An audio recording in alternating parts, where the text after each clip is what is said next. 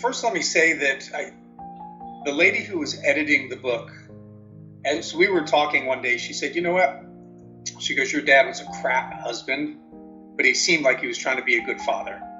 And as I reflected on spending time with him, going to football games when I was a little boy, when he would take me, and that he was always at practices if he could be there and things, I think that he really was. And in spite of his misdeeds, and they were many, he really did raise me with a strong sense of right and wrong, and a strong sense of, you know, when you commit to something, you don't quit. Yeah. And so I have so many traits that have allowed me to be a success in business and in my marriage and as a father in life in general.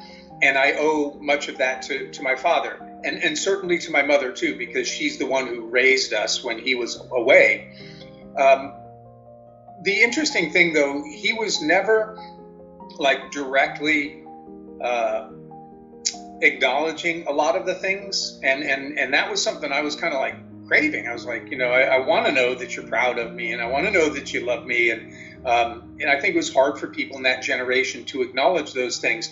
But anytime I would talk to one of his brothers or his sister, they would say stuff like, oh my gosh, your dad thinks you walk on water. You know, he's always talking so highly of you and telling us about what you're doing in sports and what you're doing. And that felt good.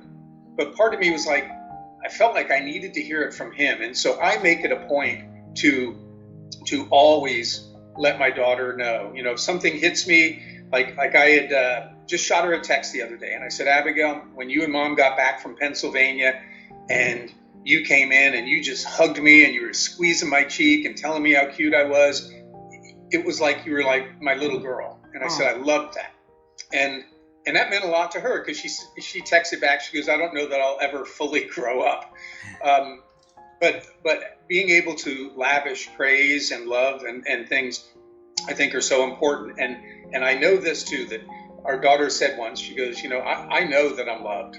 I know that God loves me, and I know that you guys love me, and I know that my friends love me. So she's not lacking for that. And that's, you know, life's going to give enough challenges. She'll have her own sets of challenges.